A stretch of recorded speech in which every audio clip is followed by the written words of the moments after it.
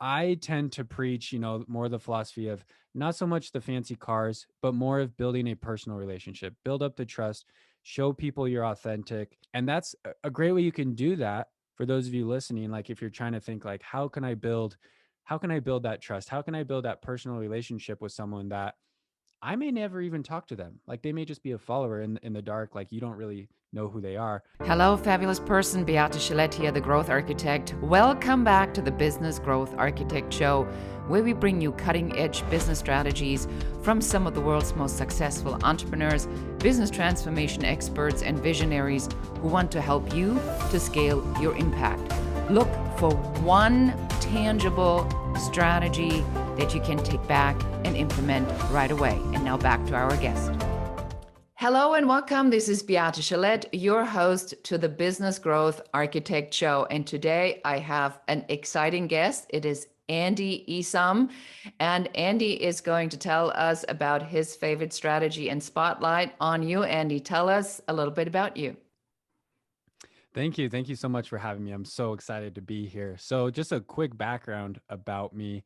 I studied business management in college, and that's when I kind of fell in love with business, entrepreneurship, and I've done all sorts of online businesses. I've done drop shipping, coaching, sold digital courses, Amazon, eCommerce, Shopify. So, a lot of different projects and things.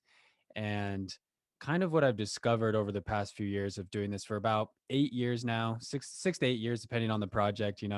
Um, but it's the power and importance of branding. That's kind of what I've seen come to light in my own personal experiences, how important it is to uh, build your brand, whether that's your personal brand, if you're offering, services or coaching, or if that's a brand around an e-commerce based product, like the products that we have with our e-commerce brand on Amazon and Shopify. So that's kind of what I've discovered recently is like I said, the importance of branding and how that leads to a successful business.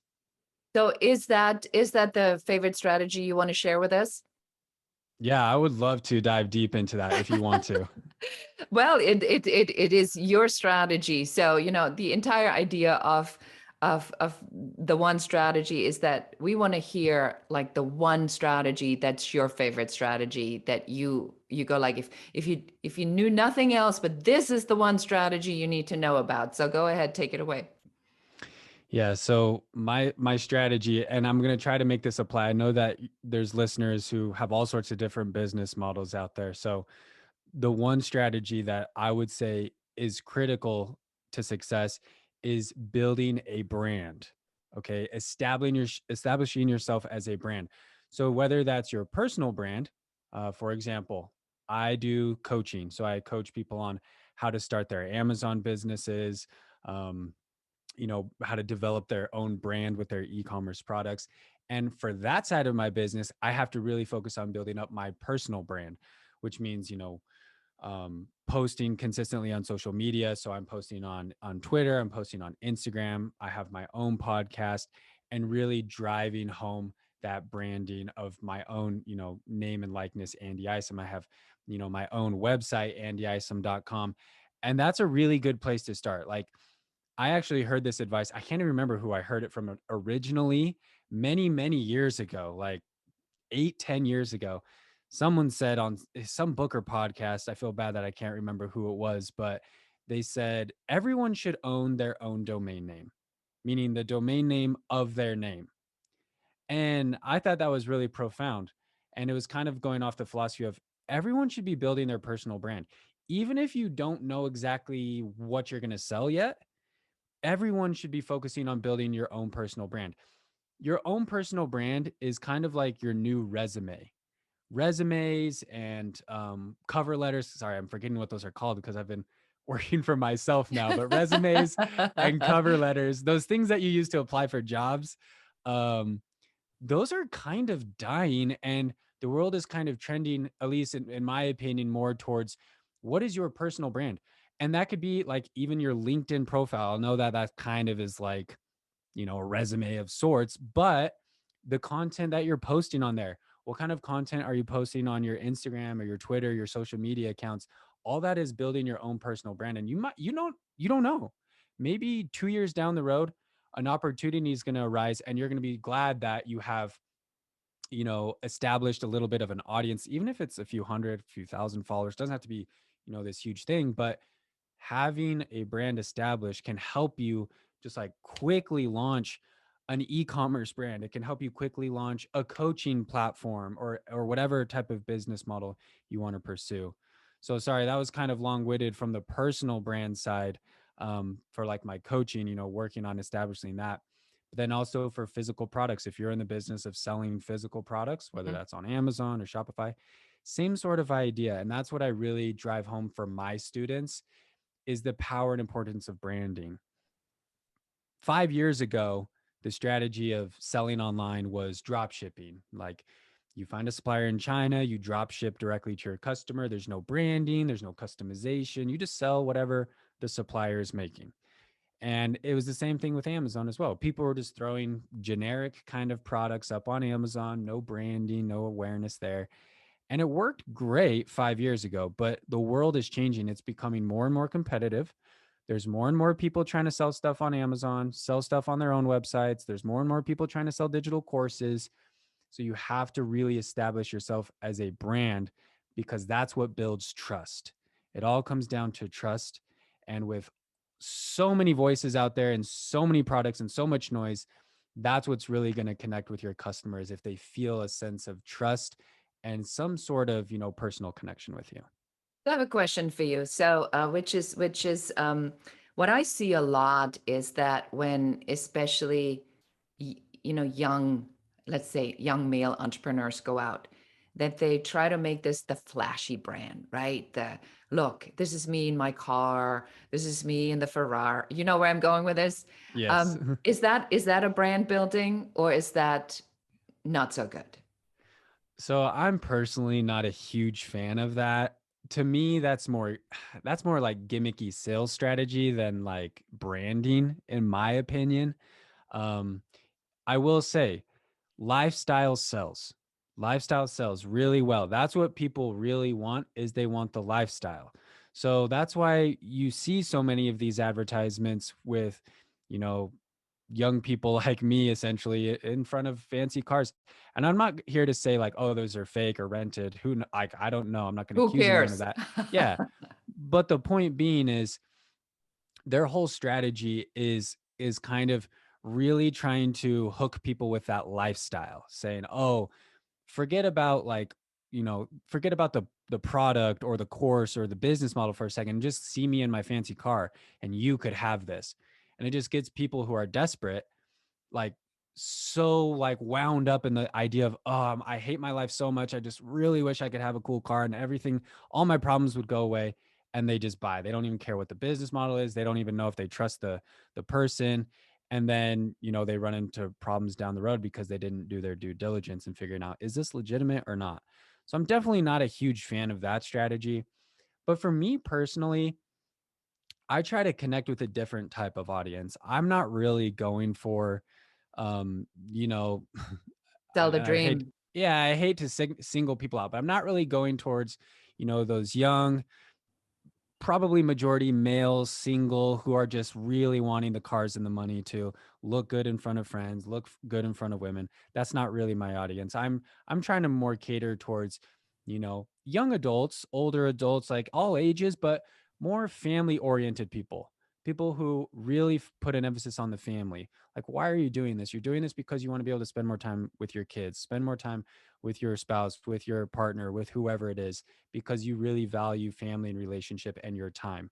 You don't really care about the Lamborghinis and the fancy cars. You want to be able to, have a strong family relationship and have the time to build that relationship and do things together. So I tend to preach, more the philosophy of not so much the fancy cars, but more of building a personal relationship, build up the trust, show people you're authentic. And that's a great way you can do that. For those of you listening, like, if you're trying to think like, how can I build that trust? How can I build that personal relationship with someone that I may never even talk to them? Like, they may just be a follower in the dark. Like, you don't really know who they are, but it's by showing your true character and giving good, free, valuable information.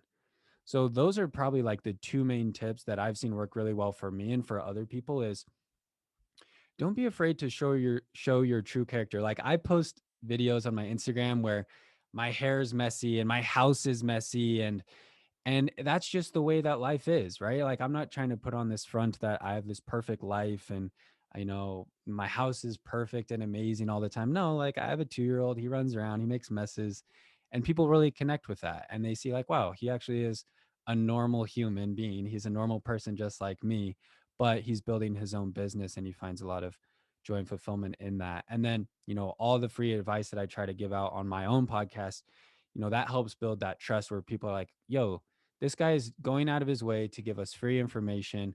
Um, I might be willing to, pay him for his coaching services or whatever it is. So don't be afraid to give out free info. That's what I would say. Build that trust, show people that you know what you're talking about, and be authentic. How do you design this personal brand? So, um, what I find, and I don't know if you see this a lot, but a lot of times people, when they come to me as a business consultant, they are not clear who they really are or what they want to be, right? So they are modeling this after some other image that they see, which is, I think, what you just referred to. This lifestyle thing is just it's just so tempting to go down because it's brainless, right? It's obvious. So what would you say to someone to build this authentic, real brand? Because I mean, judging from myself, when I was $135,000 in debt and broke, uh, I don't want to talk about that. I want to talk about when I sold my business for millions of dollars to Bill Gates. But but people go like, yeah, that's great, but tell us the story. And I don't want to tell the story until I realized, what you said, that that's the connection that they have to you. So what advice do you have for our listeners to help them to understand how do you hook that personal brand? How do you get clear on what that is if you're not sure? That's a really good question. And I'm just thinking back to my own journey with my own businesses. And I actually fell into that trap, kind of like what you were talking about, of trying to mold my own brand after someone else who was successful. There's a lot of really successful entrepreneurs out there, right? Kind of in the personal branding, the coaching space. Um, you think about like I'm just thinking of people that maybe I follow or I know about, like the Dean Graziosis, the Tim Ferrisses, a lot of people in the finance world, and then there's the Gary Vaynerchuk's. A lot of people know him and know that name. Russell Tony Brunson, Robbins. I mean, yeah, how Tony. many times has Tony Robbins been copied? Everybody who's jumping around up and down, high energy on any stage has been to Tony Robbins. Right. Yeah, Tony Robbins, that's a great example as well. And that's the problem. I think so many people see these people, men and women. I felt Amy Porterfield. There's a lot of great men and women out there. And they see these people and they see the level of success they've reached, and they think, in order to reach that level of success, I have to do exactly what they're doing. And there is value in modeling after successful people, right? You want to learn from people who are being successful. But to go against your own personality and try to be someone you're not, in your own head, like from your own point of view, you might think like, oh yeah, like maybe I'm fooling people, they don't know. But it's funny, like I believe that people can see right through that. People can see and sense when you're not being truly authentic and you're trying to pretend you're someone that you're really not. And I kind of fell into that trap early on with my entrepreneurship, was trying to be too much like other people and do what they're doing and talk the way they're talking. And I it didn't feel authentic. It felt like I was in it just to make money. It felt like I am trying to grow my personal brand simply for the purpose of making money, which obviously, like, we're building brands to make money, but that was my sole driving factor. And I was finding some success, but not the level of success that I hoped for. When I flipped the switch in my head, and instead of solely thinking about money, money, how can I make more money? Like, what do I have to say to make more money? And I started truly thinking, how can I help people find success? How can I help people achieve the goal that they've set out to achieve. And for me, that's building a successful brand on Amazon. Mm-hmm. And I stopped worrying so much about like, how am I going to make more money? What do I got to do to make more money? And I just thought, I need people to get success. Like, I want people to truly be successful because I've seen how it changed my life, and I want to see it change their life. And when I made that mindset shift, I started noticing that I was becoming more authentic. I was talking to people in a more authentic way, and not so much in like a gimmicky, salesy way, and just saying it directly how it is, and saying, look, this is difficult. There's challenges in trying to build a brand on Amazon, but I'm here to help you. Like, I truly want you to have success. And I started seeing students find success, and it made me happy. Like, I felt like a proud parent, and it just kind of built from there. And that's, I think, what made a huge difference for me is don't try to be someone that you're not, and understand that it's going to take some time. Like, don't be so frustrated thinking, like, if you're listening right now and you're like, I don't really know what is my personal brand, like, what is my voice, what am I trying to achieve? Like, it's okay, it's going to take time. It's going to take some time to find your groove and mold and shape, the type of brand that you're building. But at the bare bones of it, focus on truly helping others, and the money will come. I really like what you said. I myself experienced a similar shift, is that when you push it so hard and you go, it felt like standing in front of the Titanic and going like turn ship, Mhm. turn. Mhm. And the ship's not turning. And you go, man, what am I not doing right? And then you recognize this intensity that you have being so focused on the outcome, the monetary outcome. And when you shifted to making it about the people, right, Andy? Mhm. And you go, this is where you shift the money to the impact, right? Mhm. Uh, and that's a question I ask my clients all the time. I said, is it a monetary or an impact goal? Did you have that shift where you went away from the money into the impact? Was that a conscious moment for you? It kind of was, actually, in a way. It was actually Gary Vaynerchuk, and I know people have all sorts of opinions about Gary Vaynerchuk and the way he presents his content, but he was saying, he kind of went through a phase on social media where he was saying, you know, focus on kindness, kindness, kindness, kindness. And I was just thinking to myself, like, I'm a kind of person. Like, I'm not a rude person in any way.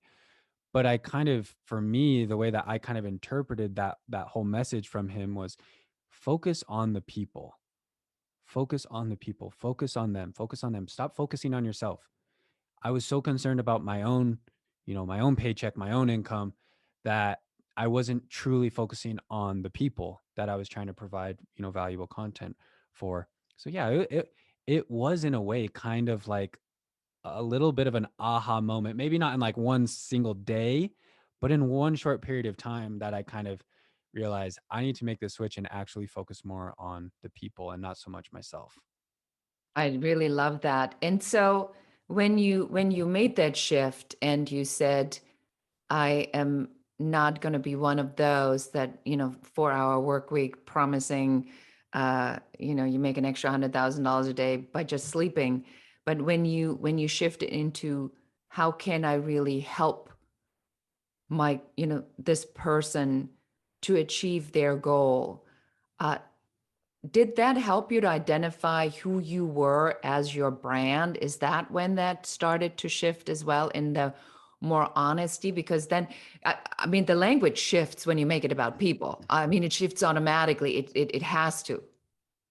Yeah, I think the big thing for me, as far as kind of how that impacted my own personal brand and the way I talked and my messaging and everything, was I stopped saying what I thought people wanted to hear, and I actually listened to them and started providing them what they actually needed. And I think that was kind of like the switch in my head of going from like sales mode to helping mode. Mm. Because instead of like my pitches and my messaging and my content all being like, oh, this other guru, this is what they do, like, this is how they talk and they look really successful, so I'm just gonna like do what they do and just like throw it at your face. And people are like, they're trying to tell me like, no, like that's not what I want. That's not what I need, or that's not how I want to be talked to. I, when I made that switch and I said, I'm going to start actually listening to my followers, listening to, people who enjoy my content or want to learn from me, and asking them, what do you truly need? How can I truly help you be successful with this? And as I started to get more feedback and I started to do that more and more, that's when I started realizing I need to talk to these people the way that they actually need to hear it, and not the way that I think they need to hear it. I'm not pushing some sales message that I learned from some course or some other guru. I'm actually talking to them as a human, like as a friend, as a relationship, and genuinely saying like, how can I help you? Like, what do you need? And they, respond, and then I can talk to them in a way that actually resonates with them. And that's kind of helped me go from, trying to be some guru salesy person to actually trying to develop relationships. And how did that affect your results?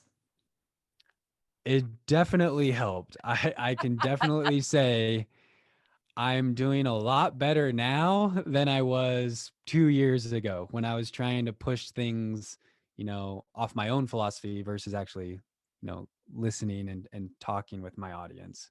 I love that. I love that a lot. Yes, I I I, I I think you said something very important that I really want to point out again, is that the being you is what sells most. But a lot of times people don't know who they are because they are buried under their wants and desires, or what they think their wants and desires are. And um, I'm going to ask you a provocative question here. Did did your son have something to do with that shift in values? Honest, yeah, honestly, it really did. And it's funny that you brought that up, because the birth of my son actually completely changed the trajectory of my online businesses. I've been doing this whole online business game for about 8 years now. Like I was saying in the beginning, I've done all sorts of businesses, drop shipping, YouTube, all sorts of different things. And up until the birth of my son, for the previous 6 years, I had some minor success here and there, but I was still, working a corporate job. Even earlier, I was going to school. And so it wasn't really a level of success where it's like, I can be a full time entrepreneur.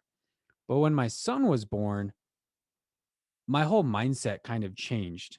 It went from me, like I want this for me, for me, for me, to my family, my son. How can I spend more time with my son? How can I help my wife, care for my son? And it also actually, in a funny way, it actually completely helped take off all my businesses from Amazon to my own personal brands, because I really had to get creative and get super focused. Because before my son was born, when it was, just me and my wife, I had all the time in the world. Like, I mean, obviously I had a job and stuff, but there was really no one else that I was really taking care of. I was just taking care of myself. My wife, she can take care of herself. So we were kind of just taking care of ourselves. And it was like, oh yeah, life was really chill. But when my son was born, for anyone listening, this. If you have kids, you know how much time they take up and how much attention they need. And so I had this like realization, like, wow, I really don't have as much time as I thought I did. Or I used to have a whole bunch of time that I wasted. So I had to get super hyper focused and really say, okay, I got to be really efficient with my time. I got to be really focused and make sure I'm making the most of the time that I do have, so that I can spend time with my son and build my businesses. And all a combination of all of those things, the focus, the mindset shift, that really, I think, impacted my business, because I can really pinpoint since that time my businesses have grown 10, 20x what they had been before my son. Right. Congratulations. Fantastic. Yes. I mean, I'm the mother of a now 29-year-old, and she's about to get married, and I expect a very similar transformation. She's in the process of figuring out, um, what she can do to sell. So she's looking into, into some of the Amazon dropship stuff to see if she can build a business so that she can have babies, because she wants to, she doesn't want to have a 9 to 5 job. She wants to be there Hmm. for her children. So I relate to that, but I agree with you. I think that this is really important to understand in the journey of an entrepreneur, is that when you shift the focus away from yourself, on whether that is make it about your clients, or when your value changes, that there's something else that's really, really important to you, like your family, your son, your wife, that you become a lot more efficient. You stop putzing around, uh, because your value system has shifted. And with that value system, and I bet that's when you got very clear about your brand, your personal brand, because you knew now what you stood for, much, much, much clearer than you did before. So thank you for sharing that. I know, we don't always dive into the personal stuff, but I just felt that that was something that probably was important to hear for our audience. So going back to what would be like a thing that you would want our audience to take away from this interview? One big takeaway, aside from obviously we've talked a lot Awesome about takeaways branding. we already have. Yes. Yeah. The funny thing is when you asked that question, something immediately came to my head. And I don't know that it really has a ton to do with branding, but I think if it came to my head, it's probably something I should share. And it's, do not care about the opinions of others or what other people think. That completely changed my life. I was the type of person who was so self-conscious. Like, I was so paranoid in high school. I was so paranoid about what people thought of me, people judging me, the way I looked or whatever. And I was so afraid to talk to people. I wouldn't talk to strangers. I wouldn't talk to adults. Like, as a kid, I was super shy because I was so worried about what other people were thinking or judging me. You have to get over that, and I know a lot of us do struggle with that, and I continue to struggle with it, but that's what completely changed my life. And now I post, my face all over YouTube, and I have a podcast, and my parents make fun of me all the time, like, you were so shy and quiet, now you just throw yourself out there. But I stopped worrying about the opinions of others. And that's what I would say is, if like I could leave one final thing with you, whether you're currently building a business, thinking of building a business, is develop that mindset of, I'm not going to let a rude comment on an Instagram post destroy my business. I'm not going to let, a message, a hurtful message, or, some snarky comment from a family member completely derail my business or my confidence. Believe in what you're doing, and go for it. If you feel in your heart, hey, I want to start this business or this business, go for it. And don't worry about what people are judging you about and saying your idea is dumb, or go get a real job, or you should do this or that. If you believe in it and your heart is telling you to go for it, I truly believe that you should go for it. I love that. Thank you so much. And so tell us about your podcast and where we can find you, and how would somebody who wants to know more about you reach out and connect with you? Thank you. I really appreciate you giving me that opportunity. If you're a podcast listener, I have my own podcast about selling on Amazon specifically, where I help people learn how to launch their own brands on Amazon. If you just search any podcast platform for selling on Amazon with Andy Isom, you'll find it right there. And then I just have a simple basic website, www.andyisom.com, that has links to all my resources as well. And your Instagram, Twitter handle? Yeah, I've got links to those on my website, but you can also find me on Instagram or Twitter at Andy Isom 100K. Yes, and we'll put it in the show notes as well, so people know where to find you. This has been really awesome. I thank you so much for being here, and keep up the excellent work. And yeah, I'm always grateful for a wonderful conversation. And this is Beate Chelette, the Growth Architect. And that's it for us today. Thank you for listening and watching the Business Growth Architect Show. I enjoyed having you here. And for accountability, just take one of the strategies that you have heard, one thing that you can implement in your business immediately. Please leave comments. Don't forget to like and share this show.